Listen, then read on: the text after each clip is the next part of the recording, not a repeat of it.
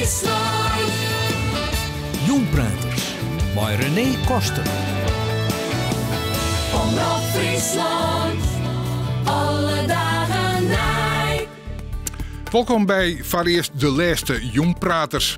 Waar je binnen de stedenverkiezings en er zijn nog een paar listloekers die we nog net kennen. De onvierders van de partijen die het nou nog geen zit in de steden hebben. De listloekers van die fjouwe partijen hebben dan ik uitnodigen voor dit programma op radio en internettelevisie. Maar spietig genoeg koe Ad van der Kolk van Vrienden Lofts er net bij wezen. Wol aan tafel zit je Klaas-Johan Wassenaar van de Libertarische Partij. Ik Jan Waterlander van 50PLUS. En aan de andere kant zit Rini van der Zanden. Zij is listloeker van de Partij voor de Dieren. Dit is Jongpraters rond 8 uur. Welkom alle drie hier rond tafel. Fijn dat je er binnen. Mevrouw van der Zanden, is het een drukke periode van jou, die campagne? Of voelt het voor je wel wat daar? Heel druk, ja. Ken je maar wel een heel idee leuk. aan van hoe vol hij in de baan geweest? Nou ja, ik heb de afgelopen maanden me dus een beetje ingelezen en voorbereid. En er zijn een aantal debatjes geweest. We hebben geflyerd. We zijn natuurlijk niet een grote partij, dus we hebben niet een hele grote groep actieve leden. Want gisteren was ik in Sneek en dan zijn al die andere partijen manmachtig. Ja. En wij zijn daar met z'n vieren. Hè? Dus, en hoe reageren ze op ons? Ja. Nou, positief. Ja? Ja hoor. Nou ja, er is wat van een strijd gaande tussen, ik in Friesland, tussen vogeltjemeesken en natuur, sinds maar de boeren staan. Ja. En dan wordt vaak de Partij van de Dieren, nou, die wordt dan net helemaal serieus. Nou ja, dat soort geluiden horen we nog wel. Maar ik heb dus want we stonden gisteren in elk geval in Drachten, Leeuwarden, Sneek en Heerenveen. En we hebben elkaar verslag gedaan van hoe het ging en wat de reacties waren. En iedereen was vrij positief over de positieve reacties ook. Okay. Er zijn mensen die echt zeggen, oh ja, we gaan op jou stemmen. Ja. Maar er zijn ook mensen die zeggen, oh nee hoor, ik heb al dieren. Of een beetje reacties. Nou ja, okay. Maar je bent dus wel vrij optimistisch hoe het helden van een zit. Ja, daar zijn we heel optimistisch over. Want alleen al vanwege het feit dat we vorig jaar bij de EU-verkiezingen 40% meer stemmen hadden. We zaten al op eind 6000. En we dachten, nou, als al die stemmers ook weer nu op ons stemmen, dan zitten we aardig in de buurt. Je hebt toch het goed bij verkiezings met een lege opkomst? Nou, dan kan dat wel eens helpen, maar als je bent bang. Wij gaan ervoor. Ja. Jan Waterlander van 50PLUS. Ben je met een drukke periode en ik positieve reacties? Ja, het is een drukke tijd geweest. We doen het bij een lidsclubje. En een pad van uw doelgroep, is met de oudere 50-plussers, is vaak net zo mobiel om nog eens een keertje in actie te komen. Dus mijn lidsclubje meestal hebben we een stevige campagne viert. En we denken dat nou, Elsen hier in Friesland wel weet dat we mij doen. Ja, maar je zit een lidsclubje meestal, maar ik dacht, je bent toch wel een volksgrote partij? Ja, volksgrote partij. Maar je hebt die in jouw Rielien ik al mee zitten toen ik dicht bij een zit ook niet goed herinneren. Ja, dat weer krap on. En we merken nou wel dat de reacties overwegend positief binnen. Er zijn een hoop mensen die had van helemaal het kabinet. Er zijn een hoop mensen die hebben de oude normaal ik merken hoe ze erop achteruit gaan binnen. Er ben ik nog wel bericht in het Nijswest dat de oude Rijn erop achteruit keert. En wat mij opviel weer dat vooral de jongere groep ervan, zelfs onder de 50, die merkt aan hun ouders en hun grootouders wat voor ontwikkeling er binnen. En die spreken u zich aan terug te zitten van pak nou trouw, want het met oors en goed er binnen en maak je er vooral werk van. Klaas Wassenaar van de Libertarische Partij. Ik druk met de campagne. Ja. Waar uitzicht dat in? Avond aan avond canvassen of op markten staan, wat doe je allemaal? Ja, dat kan van alles zijn. Ja. De vraag is of je iets dichter bij de microfoon kunt, dan ben je nog beter te verstaan thuis. Is het zo beter? Vast. Ben ik zo goed te verstaan? De Libertarische Partij, denk ik, heeft nog wat meer uitleg nodig dan 50PLUS en de Partij voor de Dieren over wat het nou eigenlijk is. Ja. Kun je dat eens uitleggen? Ja. De Libertarische Partij is een partij die meedoet aan verkiezingen om eigenlijk de invloed van de overheid af te bouwen. Er zijn heel veel partijen die doen mee omdat ze denken dat zij wel het juiste plan hebben. Ze zien dat het misgaat en denken, maar als wij het net iets anders doen of wij doen dit anders, dan is het wel een goed plan. En dat proberen we al decennia lang. En wij zeggen nee, steeds maar weer die nieuwe plannen bedenken, steeds maar meer de staatsschuld opvoeren, steeds maar meer de burger geld uit de beurs halen met steeds toenemende belastingen. En de laatste tijd ook steeds meer via eerste levensbehoeftes. Dat is heel vervelend en het werkt ook niet goed. Het werkt zelfs averechts. Alle mooie plannen ben ik ook voor. Dus als ik al mooie plannen hoor van politici, jullie hebben allemaal mooie mensen met allemaal mooie plannen voorbij zien komen, denk ik, yeah, dat wil ik ook. Maar wij zijn de juiste weg ernaartoe. En de juiste weg begint met niet het land eerst helemaal arm maken. Want je creëert geen banen door eerst het bedrijf failliet te laten gaan. Je bent niet sociaal door eerst honderden euro's per maand per huishouden geld eruit te trekken op basis van eten, drinken en onderdak. Dus ja, de Libertarische Partij is misschien nog niet bekend. Maar de noodzaak is heel erg bekend. Want die noodzaak om de Libertarische Partij te stemmen is eigenlijk, de mooie plannen werken niet. De mooie plannen worden gedaan door mensen die niet te vertrouwen zijn. En het werkt averechts en we komen verder in de problemen. Dus de noodzaak is wereldwijd bekend. Maar nu nog onze naam. De juiste oplossing is minder overheid. En daarvoor moet je de Libertarische Partij stemmen. Maar wel binnen het democratisch bestel. Dus wel door vertegenwoordigers en het liefst zoveel mogelijk te krijgen in gemeenteraad, staten en Tweede Kamer. Ik weet niet wat voor alternatief zie je voor ogen? Nou ja, verzin het maar. Ja, nou ja, revolutie. Anarchisme. Ja, nou ja, anarchisme in de zin van geen heerser. Wat het woord betekent. Bij anarchisme denk je vaak aan chaos. En de Libertarische Partij is een politieke partij. Wij willen zetels bemachtigen om ons doel te bereiken. Er zijn genoeg libertariërs, want het is een filosofie die niet politiek actief zijn. En die hebben hun eigen route om het gemeenschappelijke doel, meer individuele vrijheid, te bereiken. En wij denken dat meedoen aan de verkiezingen belangrijk is, omdat het een goed platform is om de juiste oplossing bij het juiste probleem bij elkaar te brengen. Het lijkt me niet gemakkelijk om deze boodschap uit te venten, zo op een zaterdagmiddag op de markt of zo. Nee, maar ik denk dat eigenlijk alle partijen maken reclame voor ons. Ze hebben allemaal mooie plannen. En elk jaar weer komen we tot de conclusie dat de kosten zijn gestegen voor het levensonderhoud. En dat er weer een hele nieuwe lading corrupte politici zijn betrapt. En dat er weer nog meer schulden zijn gemaakt. Want in jaren dat we over bezuiniging praten, neemt de staatsschuld in plaats van 24 miljard bijvoorbeeld met 18 miljard toe. Dus we lenen net iets meer, minder. Iets minder meer, ja. En we noemen het bezuinigen. Dus alle andere partijen zijn bezig campagne te voeren voor ons. En steeds meer mensen begrijpen, de Libertarische Partij heeft gelijk. Wij gaan dit keer op hun stemmen. Dan rest voor jullie nog de dure plicht om ervoor te zorgen dat die mensen die dat vinden ook uiteindelijk naar de stembus gaan. Want ik vermoed dat heel veel mensen die er ongeveer zo over denken als de Libertarische Partij denken van ik doe niet meer mee aan de verkiezingen. Ja, dat vind ik heel begrijpelijk. Als ik niet actief was geworden voor de Libertarische Partij zou ik ook niet gaan stemmen. Als die mensen in Friesland dat nu wel gaan doen, worden je meteen de grootste. Ja, precies. Als mensen om die motivatie die ik net omschrijf uitgekeken zijn op de politiek en er ook in geloven dat het tijd wordt om de burger weer wat meer verantwoordelijkheid en meer geld daarvoor ook in de beurs achter te laten. En ze stemmen allemaal op ons. Ja, dan gaat het snel. Ja. Wouter Lander, begreep je deze filosofie? En de filosofie begreep ik wel, maar hoe dat vertaald wordt naar provinciale politiek, dat is mij nog een raadsel. Dus,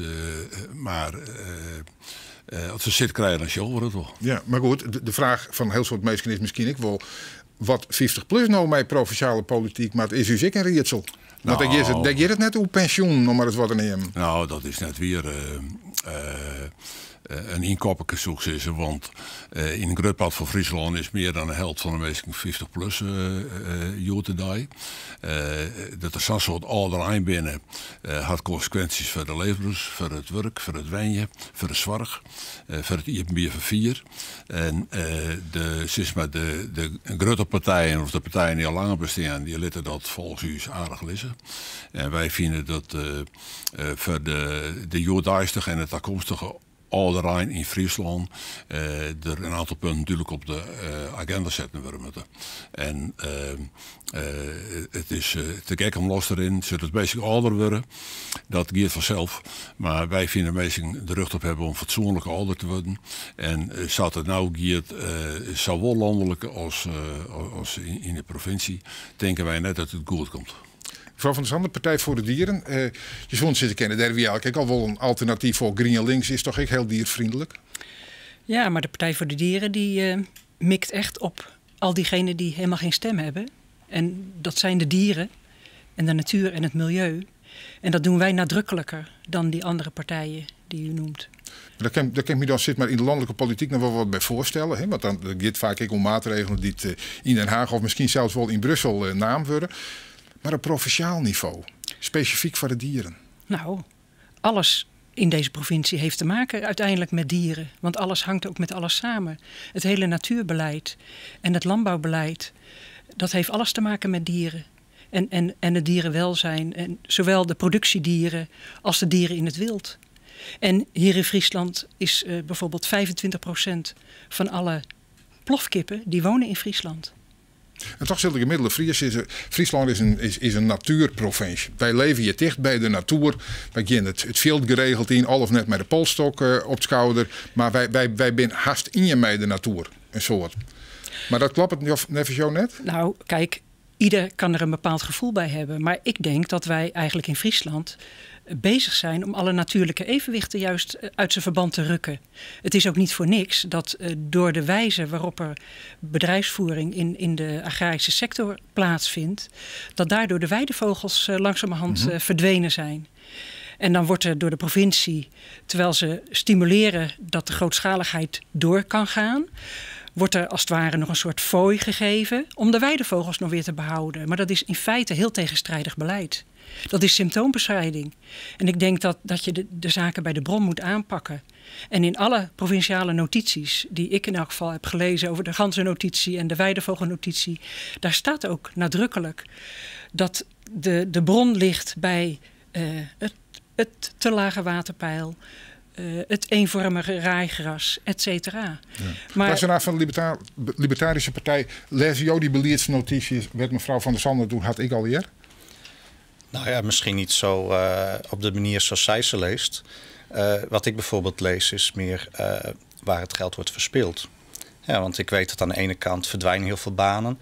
Wordt het dagelijks levensonderhoud van mensen ook met een AOW of met een bijstandsuitkering wordt elk jaar duurder. En ja, ik focus me vooral van waar wordt het geld echt met grote sloten weggegooid. En waar is dat? In Friesland dan met name? Fijn. In Friesland, je zou kunnen zeggen, de provincie heeft in principe 3 taken waarvia wij dit kunnen aanpakken.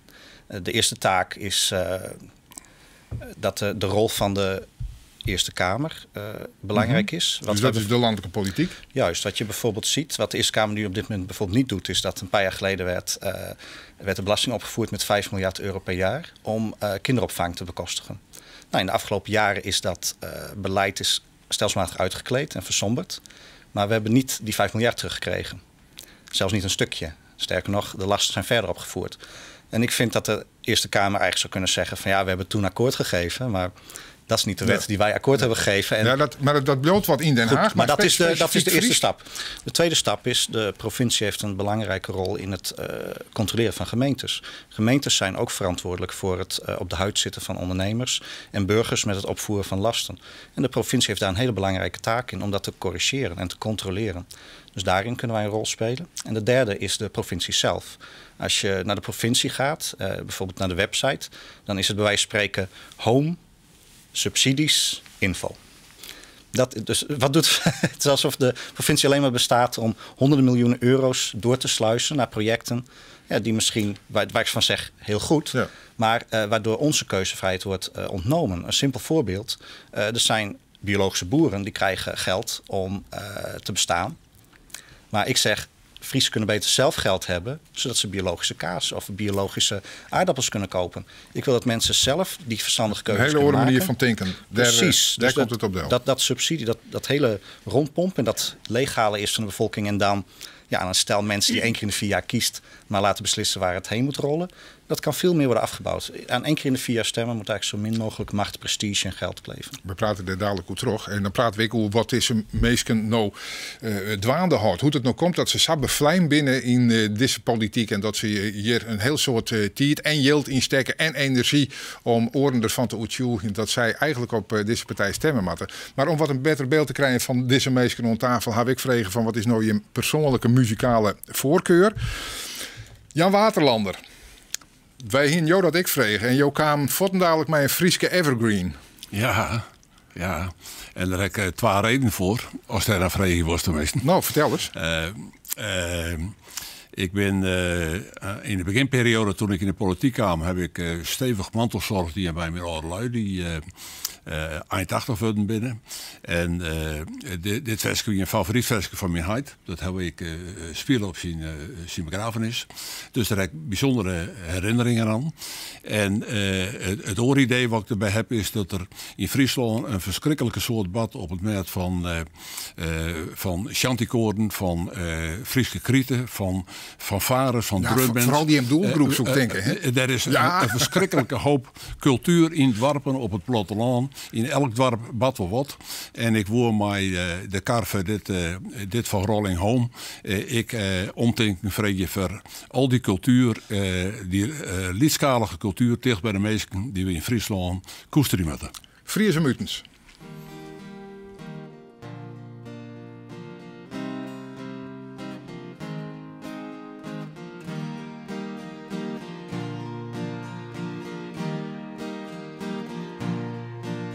Oh ja, het is weer, ik viel me goed. Die los als oos begrijp me goed. Mijn hoest die al op een vraat. Geen plak bij ik af van hart. Ik stiel hetten, die oren zeer. Ik mag een vreun verleren peer. De laatste dagen ben ik bang dat ik zijn einde verlang. Zilvies is het dat ik een rust ben, en met deze steen heel dicht bij mij. Friesland, oh, dat rost mij, ja, ik wil naar huis. En zo ik ooit een vreemde kudde, en die roep je net meer als van mij. Friesland, oh, Friesland, o Frieske groen, do joegst mij breer, die groene grijden, de lucht van Heer, die loften wild, die marren weert, er is mijn beeld van die tijd. Ik vertel verhalen, jong van die groen, er is wij het iets mijn leven begon. Het verwondert mij, hoe wat het kind, dat ik mijzelf juurt net ben. Zilvies is het dat ik gekwetst ben, en met deze steen heel dicht bij mij. Friesland, oh, dat ropt mij, ja, ik wil naar huis. En zo ik ooit een vreemde kudde, en ik roep veel net meer als van mij. Friesland, oh, Friesland, lang je naar dij.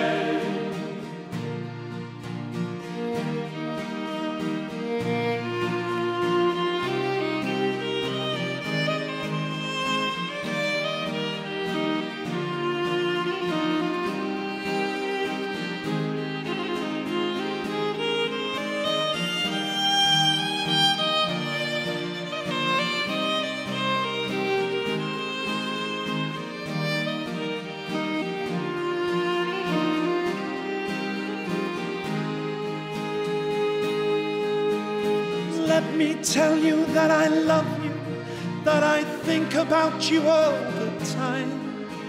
Friesland, you're calling me, now I'm going home. And if I should become a stranger, you know it would make me more than sad. 'Cause Friesland's been everything I've ever had. Zilvies is het dat ik gerust ben, en met deze steen heel dicht bij mij. Friesland, oh, dat rost mij, ja, ik wil naar huis. En zo ik ooit een vreemde kudde, en ik roep veel net meer als van mij. Friesland, oh, Friesland, lang je naar mij. Friesland, oh, Friesland,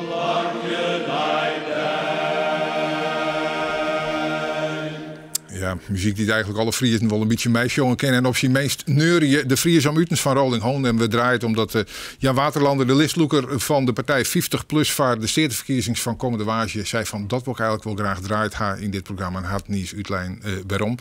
Jonken hem zit ik nog Rini van der Sande. Zij is listloeker van de Partij voor de Dieren.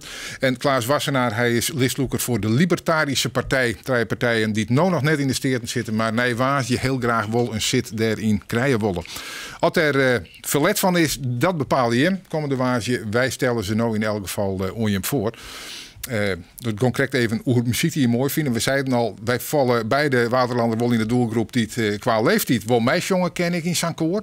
Doe je dat ik echt? Nee, dat doe ik dat. Ik ben beter in politiek dan in muziek volgens mij. Oh, je helemaal net om muziek. Maar ik vind het geweldig hoe dat oerol bad. En ik maak er wel graag naar luisteren. Okay. En Klaas Wassenaar, jij doet aan muziek, begrijp ik? Ja, klopt. Hoe en waar? Ja, ik luister graag muziek op de eerste plaats. En ja, ik ben 10 jaar geleden ben ik begonnen ook drums te spelen. In een band? Ook meerdere diverse, bands? Ja. Ja? Ja. Ik heb zelfs een keer aan met een band waar onder andere Arjen Hut voor had geschreven. En zijn vrouw had ervoor gezongen en hebben aan een lied meegedaan. Het dus eigenlijk Songfestival van Minderheidstaal. Ja, daar hebben jullie vast altijd aan besteed. Ja, lied internationaal, dat ben altijd toppers bij je. Gelukkig als drummer hoefde ik niet in de Friese taal te zingen, dus dat ging heel goed. Nee, maar dat zit dus zuiver een beetje in de Friese muziek zien. Nou, als ik het eerlijk zou moeten zeggen, meer Leeuwarders. Ja. Gewoon in de kroeg in Leeuwarden opgetreden, dat soort zaken. Ook oefenen in Maar Leeuwarden. ik denk grote ambities, of wel? Nou ja, niet als muzikant. Okay. Nee. En ik doe het erbij voor de rol. Ik speel geen instrument. Ik heb wel op een paar koren gezeten. Maar ik luister heel graag naar muziek. Ja, maar je praat in de doetijd, verleden tijd. Je jongen nou net meer. Nee. Zitten er ook ik met de bisten en bij de politiek? Ja, er waren een aantal redenen waarom ik mee gestopt ben. Ja. En 1 koor is ook gestopt zelf. Dus ja, daar zou ik ook niet meer in terug kunnen. Een belangrijke vraag die het meesten had thuis afvregen, stel ik mij zo voor. Is het net een heel groot risico om te stemmen op een liedse partij, omdat de kans er altijd is dat ze het net opredden. En dan is mijn stem fot. Dat is natuurlijk net helemaal zo, maar dan gaat hij waarschijnlijk naar de partij met de grootste rest. En daarvan is weer de kans dat de grootste partij is. En dat je dat nog krijgt net willen en daarom op een liedse partij stemmen. Ha je misschien, ik wil de aarzeling om te zeggen, nou, dan maak het maar net waan. Nou, ik jij dat wel los. Mensen die zeggen dat als ze op een grote partij stemmen, dat dan een paar weken later een coalitievorming is. En dat hun stemmen te lang komt bij een hele oren partij. Ja, dat is ook altijd zo. Dat begrijp ik wel. Maar nou, ik geef me even om dat orenprincipe. Waterlander, Vlienden hier, of jou die bij de vorige verkiezing, een heel soort mensen op je hem stemt. Ja. En de oren daar ze, de hele partij komt er net in. Die had het idee, die stem is fot. Ja, nou, dan zie ik van een nog groter aantal mensen is hun stem kwijtraken terwijl ze op een orenpartij stem te hebben. En we beginnen vanuit dat we nou meer stemmen krijgen. Dan kunnen we 50 plus problematiek op de werklist zetten. En dan houden wij ons bij onze principes. We verkwanselen onze principes net. En wij zullen zorgen dat de kiezers op ons rekening kennen. Ja, en mevrouw Van der Zanden, ga je dat ik net van... Verdorie, als we het nog net helden, dan binnen al die stemmen fot. Nou, daar ga ik eigenlijk niet vanuit. Ik denk dat wij een zetel gaan halen. En een stem op de Partij voor de Dieren is een stem aan diegenen die geen stem hebben. Want wij gaan die stem vertolken. Dat begreep ik, dat hij correct ik verteld. Maar je maakt eigenlijk nog even heel wervend. De meesten die het nou praktiseren, ik zou het wel stemmen willen, maar ik doe het me net omdat mijn stem ooit misschien verlengd is. Hoe look je die nou over de streep? Nou, wij gaan die zetel halen. We hebben aanwijzingen dat vorig jaar al heel veel mensen Partij voor de Dieren hebben gestemd. En tijdens de verkiezingsgebeuren hebben we ook van heel veel mensen gehoord dat ze Partij voor de Dieren gaan stemmen. Het is gewoon zelfvertrouwen. Dus wij gaan die zetel gewoon halen. Oké, dat is heldere taal. We zitten bij de Libertarische Partij. Ik ga samen het idee dat dat eigenlijk een gebaar wezen kan. En dat het net eens zo vreselijk erg is als die zetel er net komt. Maar dat je daarmee toch een signaal overhoudt. Dat zeg je iets heel goeds. Ik denk dat het wel heel belangrijk is als wij een zetel halen, dat we dan daadwerkelijk mee kunnen doen. Kunnen we mee bepalen hoe het met coalitiebesprekingen gaat misschien. Kunnen we elke keer als er iets wordt besloten of elke keer als er iets bijeenkomst is, kunnen wij daar vanuit onze functie aan meedoen. En dat is wel een hele sterke stap. Maar zelfs als je vanavond voor het eerst over de Libertarische Partij hoort, hou er rekening mee. Politici weten allemaal dat wij meedoen. Elke politicus in Friesland die meedoet, die weet dat de Libertarische Partij bestaat en waar we voor staan. En ze weten dat wij echt een contrast, een complete tegengestelde beweging zijn ten opzichte van hun aanpak van politiek. Dus elke stem, ook al zijn het er honderden in plaats van duizenden, het laat ze wel voelen. Je ziet ook dat in de plekken waar de Libertarische Partij meedoet, en dat worden er steeds meer, en we doen ook landelijk mee, dat ook het taalgebruik en de aanpak van issues wordt ook min of meer afgestemd op de taal die wij gebruiken. Ja. En in die zin hebben we al invloed. En dat vind ik geweldig. Maar het is nooit een verloren gaande stem. En ik denk dat of we nou een zetel krijgen of niet, als mensen libertarisch stemmen, dat is inderdaad vanwege de contrasterende houding tot de andere aanpak, is het een hele duidelijke stem. Je zei, we dogen op meer plakken mee en had ik al op meer plakken mee. En had dat ik op gewoon plakken al tot een zetel leidt? We zijn in 2012 begonnen met meedoen aan de landelijke verkiezingen. Toen hebben we daar geen zetel gehaald. Nee. En we hebben daarna zijn er gemeenteverkiezingen geweest. Ja. En nu voor de provinciale staten. En in de gemeente zijn we wel echt flink geklommen. Maar nog net zo vier dat ik een zetel op dat niet. Nee. Maar goed, als je zit, ik het signaal op mezelf had zien reden, dan ben je dat niet alleen te stemmen, omdat dat signaal dan niet. Toch is. Dat is helder. Mensen die dit programma kennen, die weten dat de opzet een beetje oors is als antwoord de laatste 2 weekenden die in had. Toen hingen we van de zittende partijen altijd de listloeker aan tafel en daar bepraten we de politieke zaken mee en ik een beetje de persoonlijke drijfveer van mensen om politiek om daar rond te doen. Het is natuurlijk wat oors, omdat we 3 mensen aan tafel hadden, dus draai ik de muziek van 3 mensen. Maar er zit ik een onderdeel in en dat is associëren, neemde ik het maar. Het vrije associëren op willekeurige begrippen. Nou, dat wil ik nou ik maar gewoon even doen. Oors hier 24, nou doe ik er even wat minder. Maar ik ging gewoon het rietje del en ik begin bij mevrouw Van der Sande. En bij jou dan het eerste woord om er direct op te reageren. En dan geven we naar de tweede en de derde. En zo maken we even een paar rondes direct associëren. Mevrouw Van der Sande, auto's.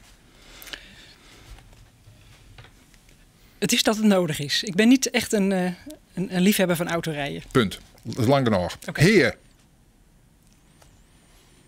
Het is een heel mooi televisieprogramma. Cambuur. Jee. Beerboeloe. Leuk. Het circus. Ja, dat is een beetje de politiek in Nederland. Aaiziekje. Kiewitseieren rapen. Cultuur. 5-sterren restaurants. Daar kom ik niet vaak. De Telegraaf. Goed om te zien wat er lippert bij de mensen als je direct orenkranten heeft. Zwarte Piet. Nou ja, die kennen we goed. Smartphone. Heb ik niets mee. Syrië. Ja, hoe 4 voet dichtbij komen kan. Jacuzzi. Jacuzzi. Een bubbelbad. Abu Taleb. Weet ik even niet. Asielziekers. Ja, daar moet je likkerzuinig op als op alle mensen. Koopzondag. Ja, dat is tegenwoordig hetzelfde als koopzaterdag. SAR-helikopters. Interessante vlucht. Herman Brood. Ja, dat is wel muziek van mijn generatie. Elektrische auto's. Heel goed. Kunst. Prachtig. Klassieke muziek. Dat is goed om op een snijde morgen even goed loter op het huis te letten. Politie. Je beste vriend. Topsport. Mooi om naar te kijken. Hennep. Ja, dat denk ik meer aan een hele discussie over of het legaal moet of net. De Sionsberg. De Sionsberg, daar ben ik nog nooit geweest. De Lawaai. Drachten. Tialf. Ja, het is een beetje spietig dat er nou een tijdje dicht is. Ljouwert 2018. Ja, daar heb ik al wat over te zeggen. Nou, we houden er nog maar mee op, want we kunnen nog heel lang teruggaan. Maar dit weer al een heel verskaat onderwerp. En weet je alle wel wat van vinden kennen. En de vraag is ik van mevrouw Van der Sande, waar wil je nog even op waarom komen om wat meer over te zitten? Dat mij ik hoorde de woorden van de oren meest van tafel ging. Nou, over het eieren zoeken. Nou, wat won je daar ook kwijt? Nou, ik denk dat het zo langzamerhand echt wel tijd wordt om dat definitief te doen stoppen. Zolang we niet een andere bedrijfsvoering hebben hier in Friesland, gaat het alsmaar achteruit. En wanneer gaat de provincie uiteindelijk nee zeggen? Maar ja, bij Jet Nikkeling zit een traditie. Een heel soort Friesen zit een mooie traditie. Ja. En die laten we dus net afpakken terug de meest nuterane stad. Ja, maar ja, een traditie kan zo lang blijven totdat je op een gegeven moment met elkaar besluit van nou, de omstandigheden zijn anders. Ja, je hebt ook nog een soort moreel besef over ja, waar zijn we mee bezig. Dit mag toch niet zodanig achteruit gaan dat we eigenlijk ja, het alleen maar zelf er ook niet meer van kunnen genieten. Dus er is een grens. En de Libertarische Partij, wat vindt u daarvan, van het ASI'tje? Nou, ik zei cultuur. En het is iets, daarmee bedoel ik, het is iets wat onze samenleving heeft voortgebracht. En er zijn heel veel gebruiken die samenlevingen voortbrengen. Waar je op een gegeven moment van gaat zeggen, ja, dat is raar. Vroeger vonden we het veel normaler om in baby's te snijden. Tegenwoordig doen we dat een stuk minder. Vroeger vonden we het... vroeger werden alle baby's een stukje afgesneden. Tenminste de jongens en in sommige culturen ook de meiden. Maar en gelukkig vinden we dat steeds... gelukkig vinden we dat steeds raarder dat we dat doen. Ja. En goed, eiers zoeken. Die vogels die leggen hun ei. En persoonlijk heb ik zoiets van... het is heel goed als er een besef ontstaat van... nou, die beesten laten we met rust. En in eerste plaats wil ik zeggen dat de mensen die de gebieden beheren... die moeten daar zeggenschap over hebben. Ja. Ik ben een grote tegenstander dat we dingen gaan afdwingen. Vooral dingen die we wel goed kunnen bereiken. Okay, dus je stond gewoon aan de boer van het land oer leren kennen... van dat hij zei, in Milan vind ik het goed... Nou, per definitie vind ik dat als jij een stuk land hebt... dat jij degene bent die beslist wat daarmee gebeurt. Dat wie altijd al zei dat de boer... ik zit, ik wil geen ASI'tjes zien. Maar Waterlander, ik show jou eigenlijk ook nog wel mijn Poolse landing in. Ja, als jouw kuurtijn ziekje willen... dan word je ze net alleen nog ziekje, maar dan word je ze ook vinden. En dus ben je zuinig op de kiwieten, want die aaien moeten erop blijven. En ik denk dat... maar bij een soort liepaarsziektes is het wel zo dat ze dan het aan mij nemen. Nou, ik vind het heel goed dat het gereguleerd is. En ik heb een soort respect voor de mensen die de ijs waren doggen. En ik heb net de indruk dat toch een algemeen verbod op het ijsziekje, dat daar toch nou in één keer die stand van wordt verbeterd. En ik zou het spietig vinden voor de gewoonte die we in Friesland altijd hebben. Ja. Van de termen die we net genoemd hebben, waar wil je nog op terugkomen? Ja, ik zou terug kunnen komen op culturele hoofdstad. Nou. Dat vind ik wel een interessante benadering. Nou, ik vind culturele hoofdstad altijd een mooi voorbeeld van waar wij voor staan. Want wat het met culturele hoofdstad gebeurt, even los van de individuele invulling van mensen, is het belastinggeld wat we terugkrijgen. We hebben belasting afgedragen aan Europa, we hebben belasting afgedragen aan Den Haag, aan de provincie, aan de gemeentes. En die geven dat een beetje terug. Via een project als culturele haardstad harkje we dat gewoon weer om. Maar om dat even kracht bij te zetten, als je dan kijkt, wat ik mooi vind, is naar hoe sterk het enthousiasme is voor het winnen van culturele hoofdstad. Ik heb verschillende begrotingen gezien en laten we nu even, zover ik het nu zie, gaat het om 70 miljoen. Een begroting voor culturele hoofdstad. Dat kan ik naast zitten, het kan 50 zijn, het kan nog in beweging zijn. Maar daar zijn we wel heel enthousiast over. En ik weet niet of je een idee hebt, maar heb jij enig idee hoeveel Friesland aan belasting betaalt per week? Nee. Nou, doe eens een gokje. Wat gokkers? Nee, dat weet ik. Iemand wil een gokje wagen? Nou, dan gaat het verst uitzocht, dus vertel het. Nee, ik heb het niet heel gedetailleerd uitgezocht, maar wil iemand een gok wagen? Hoeveel? Denk je dat het doen ze in de buurt? Nou, ik waag me daar niet aan. Nee? Nee. Als ik iets niet weet, dan... Volgens mij is Waterland er druk aan het rekenen. Duizenden, miljoenen... Nou, per week? We praten natuurlijk net over duizenden. We praten over miljoenen. Nou, ik vind het net zo interessant. Oh. Hij komt er net uit. Nee, ik weet ook niet precies hoeveel het is. Maar het zal ergens tussen de 150 en de 200 miljoen euro per week zijn. Dus wij zijn blij dat we het equivalent van 2 dagen belasting betalen terugkrijgen uit Den Haag in Europa. En kijk eens hoe blij we ermee zijn, hoe we daarmee reageren. Van, wow, zo, en ik vind die blijdschap terecht. Maar ik zeg, volgens de Libertarische Partij kan het gewoon elke week feest zijn. Ja, maar het zou ik wijzen kennen dat je een voorstander van de culturele haardstad binnen zonder deze filosofie erachter. Waterlander, wat vind je hem daarvan? Ja, voor u is heel wichtig hoe het uitrollen wordt in de provincie. Wie er nog een paar punten bij krijgt, weer gewoon grootschaligheid. Tielver neemt, Cambuur neemt. Wij vinden dat zeker voor passieve recreatie grootschalige dingen heel belangrijk binnen. Ik vind de PR van Friesland. Maar soms dreigt het wel het evenwicht een beetje kwijt te rijden. En als het om de culturele haatzet gaat, dan is het geweldig mooi dat dat binnenhaal is. Maar het is nog mooier als echt de hele provincie ervan mij genieten kan. En dat ik de meesten in het dorp op het platteland, ik ga krijgen iets zijn door alle activiteiten die de plak vinden. Dat de Elsen niet erbij belutsen waar ze kennen. En dat het net Ja, dat is toch de hele opzet van de Meerskip en de hele provincie erbij beloeken. En Ja, zit daar dan nog wat door in? Nou, daar zit ik nog wel Net zo in. somber, kom op. Daar ben ik nog wel bereid naar in hoevieren die Uterol heel goed plak vinden kan. Nou ja, daar word je graag mee op tasje en via een zit in de steden. De Partij van de Dieren, is die ook lyrisch over de culturele haatster? Nou, lyrisch niet zozeer, maar wij vinden cultuur heel belangrijk. En zo'n festijn, ja, dat is wel een kans om je ook als Friesland goed te profileren. Dus wij, En dat bij ik wel een paar cent een kostje. dat mag wel een paar centen kosten. Maar weet u, ik heb me op allerlei manieren al wat voorbereid. Maar ik heb nog niet alle begrotingen helemaal uitgespit. Dus ik wil ook graag, zoals de Libertarische Partij net naar voren brengt, ook wel goed eerst die begrotingen doorvorsen. Van waar gaat alle geld heen? En, want wij zijn ook wel wat kritisch willen we zijn op. Soms gaan posten ook naar groepen waarvan wij denken, nou. Ja, dan moet je Dus even de- concreet worden. Ja, Dan nou. weet je wel heel, weet je bijvoorbeeld met wat voor groep je het nou yield waarvan je denkt, no. Nou, bijvoorbeeld, dat heeft dan met de landbouw te maken. Het veenweidegebied, hè? Ja, maar Dat dat is gaat niet met die culturele haatster te Nee, krijgen. oké. Nee, maar nee, op het gebied van cultuur, daar heb ik verder niet iets waarvan ik denk. Waterlander, nou, dat had ziet er bij al anders die gemoeten. punten nog een zaak waarvan je ziet, dat is een mooi onknopingspunt voor mij om nog even wat toe te zitten? Nee, ik krijg al even zeggen, die grootschaligheid en die eliteschaligheid, die is voor u heel wichtig.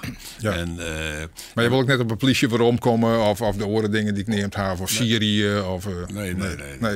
Wie duidelijk. Nee, dan doen we dat net. We gaan gauw weer naar de muziek. Heel leuk, opmerkelijk plaatsje van Jaap Fischer. Zal nou draait worden op muziek van Rini van der Sanden. Het ei, waarom moesten we dat jaren? Ja, nou, in Nederland worden elk jaar 30 miljoen haantjes versnipperd, zodat wij een ei kunnen eten. En ja, dat gaat dus om heel veel dode haantjes. En dat, je kan je afvragen, waarom worden die doodgemaakt? En daarmee willen we eens even bij stilstaan. Ja. En die Jaap haantjes. Fischer, het ei.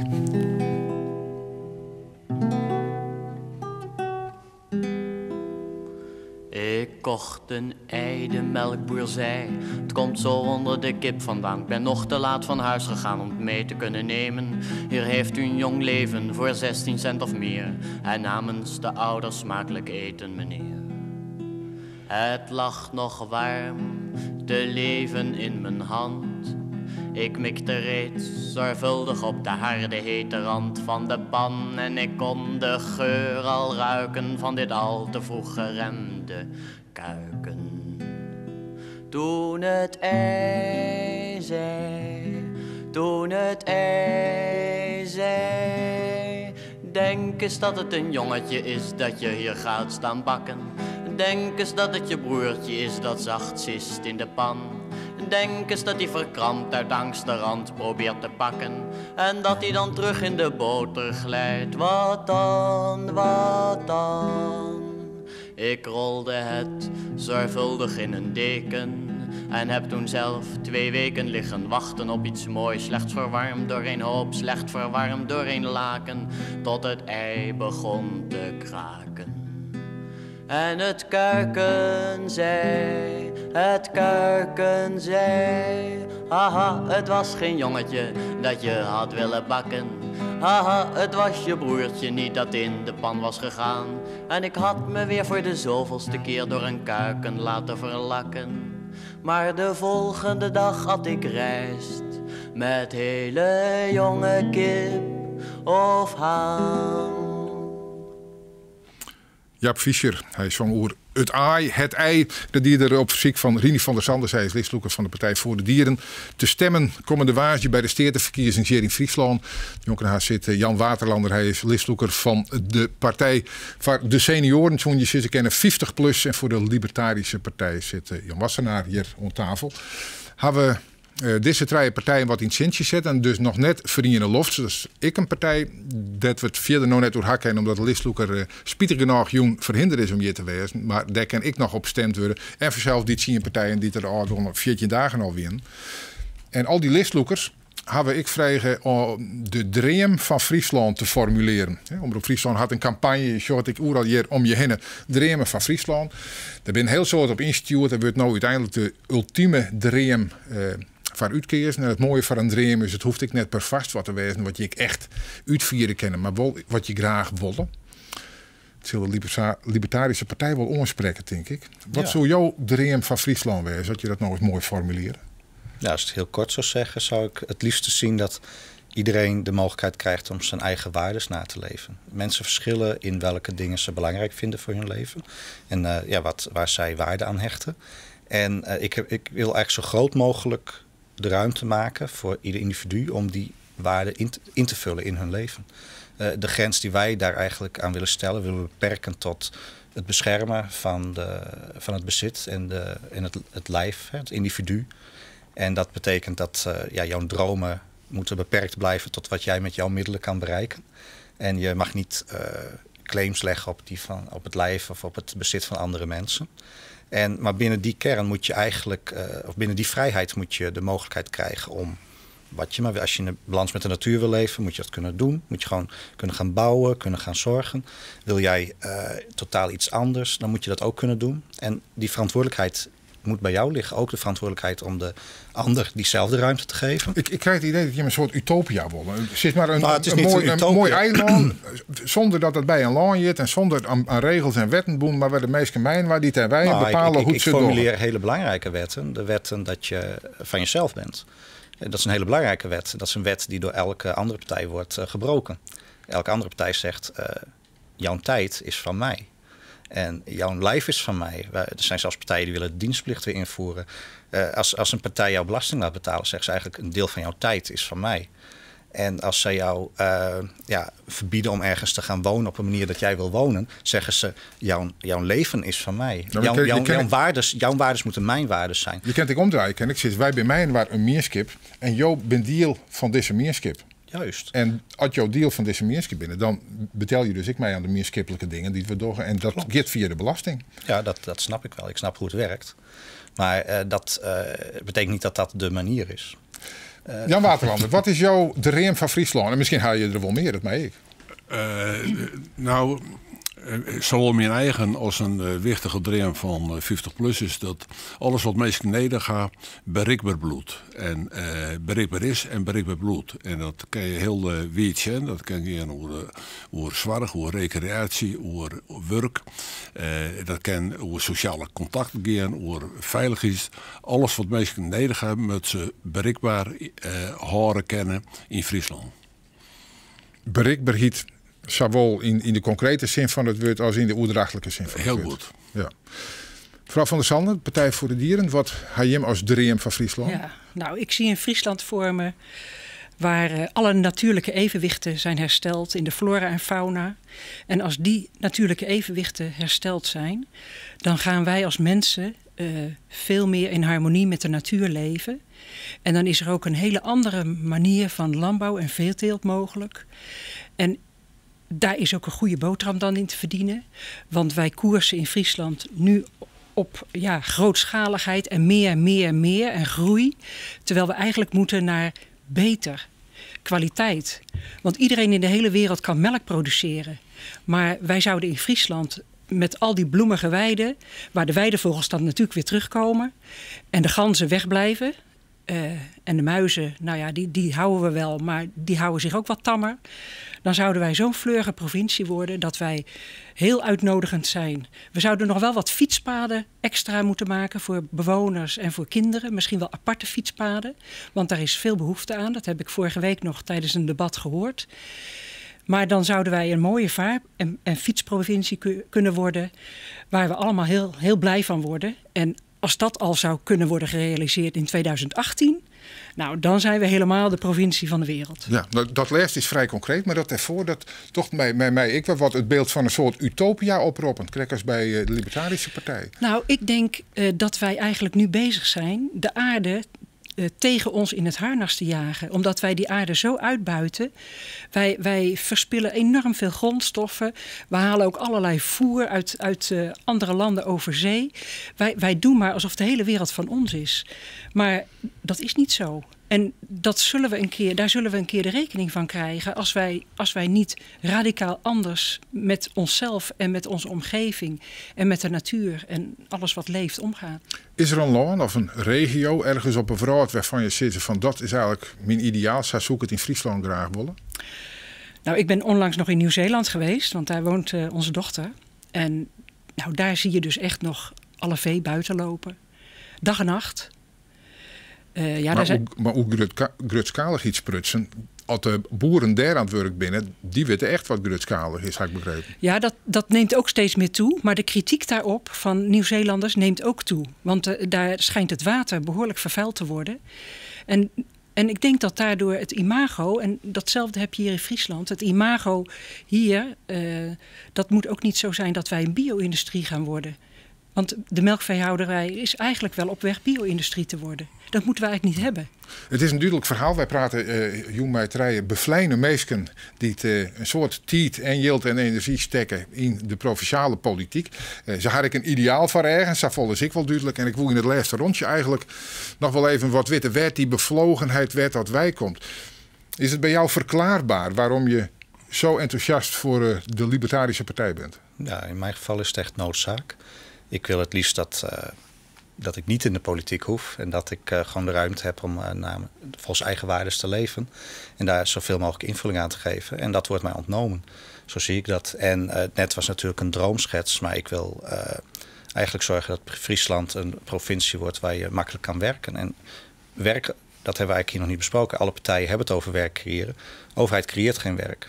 Werk is gewoon een product, net als andere producten. Klinkt heel kil. Maar als je het te duur maakt, dan koopt niemand het. En wij maken met onze huidige overheid, en de meeste partijen die werkplannen hebben, die beginnen eerst met de belasting omhoog of belastinggeld innen.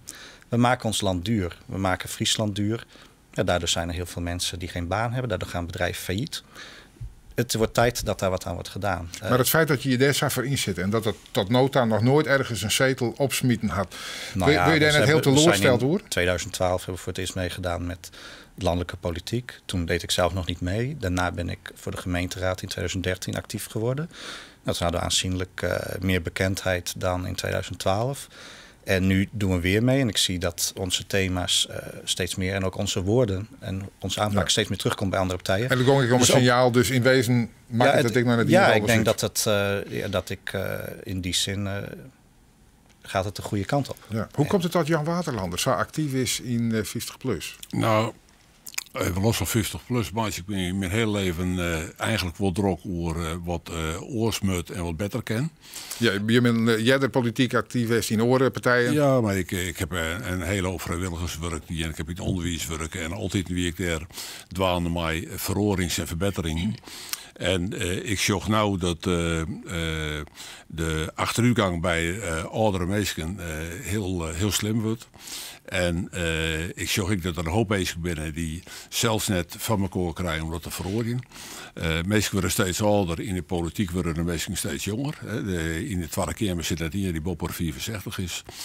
Ik vind dat het tijd wordt dat er aandacht komt voor dit probleem.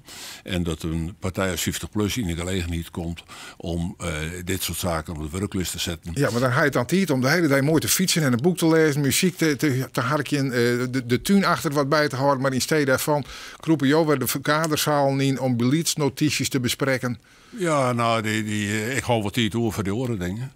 Dus dat is Maar die bevlogenheid, die is er nog altijd. Ik vind gewoon dat je, als je zorgt dat er iets maatschappelijk onrechtvaardigs gebeurt, wat de orenpartijen lezen litten, dan vind ik het heel belangrijk om er zelf tijd en energie in te stoppen om te proberen om dat te veroordelen. Ja.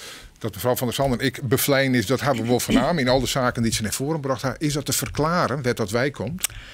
Ja, ik ben een enthousiast iemand. En als ik ergens ja tegen zeg, dan ga ik er ook voor. Dat heb ik ook mijn hele leven gedaan op het gebied van werk. Ik heb altijd in de zorg en welzijn gewerkt. En daar heb ik ook vaak de belangen van bepaalde groepen behartigd die in een wat kwetsbare positie zitten. Onder andere ook mantelzorgers. En op een bepaald moment kwam ik in aanraking met het fenomeen dat er een Partij voor de Dieren was. En ik wilde daar het mijne van weten. En ik las het beginselprogramma en ik denk, verdraaid, deze visie heb ik ook. En ik ben nog nooit lid geweest van een politieke partij. Ik stemde altijd, maar ik was nog nooit lid geweest van een partij. En toen dacht ik, dit is een partij waar ik lid van ga worden. Dit is een vernieuwende beweging. En ja, en dan ben ik ook zo dat ik zeg, als er gevraagd wordt wie wil helpen. Dus ik ben als plakker begonnen. En zo ben ik doorgestoomd. Langzaam die leider wat opklom. Ja, en maar ben je niet omdat ik dat nou zo nodig wil worden. Maar ja, blijkbaar op een gegeven moment... Het geschikt om de badskip uit te dragen als eerst hier in Friesland voor de Provinciale Staten. Dan laten we hopen dat in elk geval een heel soort Friesen naar deze lange riegen van jongpraters het idee heeft van het gaat toch wel ergens hoor bij die Provinciale Staten. Je kan een signaal aan, je kan een partij kiezen, je kan een ideaal volgen. En dat kan net terug tussen blijven. Dus ik wil zeggen, kom in elk geval. Je kan ook nog stemmen voor de wetterskip en 2 voor de prijs van Ian. En meid je de kar uit al die kandidaten die het onder de oren hier aan tafel verteld hebben waarom het zo wichtig is om dat te doen. Wij gaan eruit mijn muziek. Mijn muziek die Klaas Wassenaar betocht had om te draaien, omdat ik wat over hem zei. Welke muziek is het? Break On Through van de Doors. En dat vind je zo'n geweldige plaat omdat? Ja, muziek is denk ik deels ook nostalgie. En voor mij is dit nummer is een van de vele nummers die ik vroeger op zondag, als we met de familie thuis waren, hoorde van de plaat spelen. En later in mijn leven heb ik het vaker gehoord en is het altijd wat bijgebleven. Het is een beetje het lijflied bleun van jou.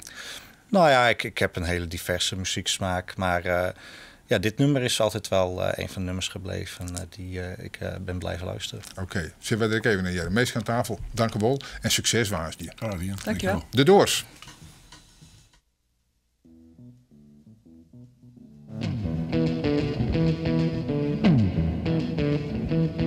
You know the day destroys the night, night divides the day. Try to run, try to hide, break on through to the other side, break on through to the other side, break on through to the other side, yeah.